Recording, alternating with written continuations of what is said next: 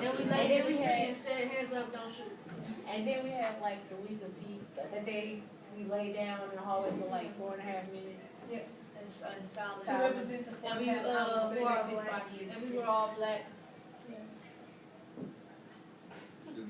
Yeah, other schools joined us because they saw us. And we was on the news too. How did that feel?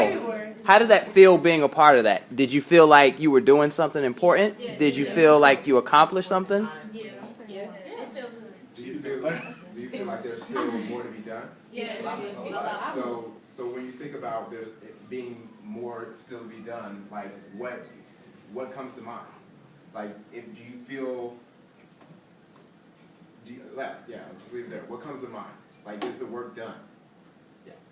I think that it starts with ourselves as individuals. I think we came together. I think we should continue to come together, but also work on ourselves. I feel like black people look down upon certain things now today as like not doing nothing in life. So I feel like we can still work together and do black-owned businesses and just keep up the positivity that we have. So as you think about some of the things we talked about in terms of your obligation, so you guys are seniors. You're going to either go to college, you're going to either work, or go to the Air Force, Marines, whatever the case may be. And you talk about your obligation and things aren't finished, you're not done. What is going to be your obligation to your community so that you do see change, there is a positive change? What are you going to do? What is your obligation to the folks that you listed and the people that you listed as your community? Because the idea of it all is like we just said that we like there were people who sacrificed for what we have today, right? So it's like what are we going to sacrifice so that our children and our family have something to live for that's better than what we have now? I feel like education is the key.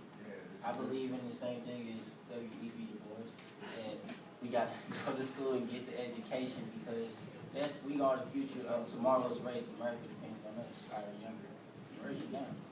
Do you really believe that? Yeah. So don't laugh when you say it because you believe it. It's not laughing matter. It's not funny. Like, you really believe that. And don't let nobody change that. That's what you believe. And like, what are you willing to give up for that? I'm willing to give up empire. Because That's good. I'm serious though. Because that's just a season.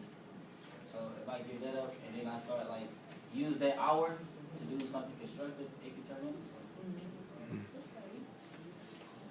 And you have to know, like, the people who are standing around the room, these people who work on Teach for America staff, they gave up. I'll tell you a little bit about what they gave up.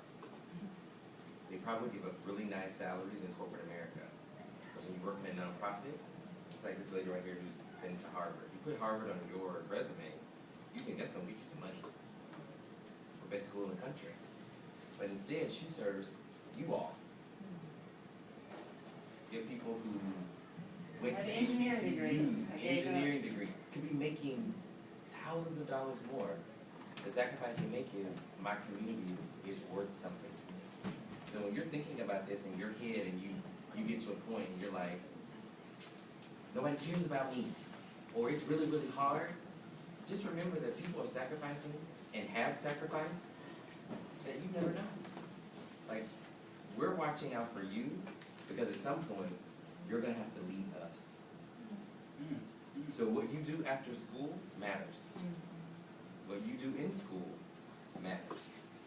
So tell me again, what are you all going to do?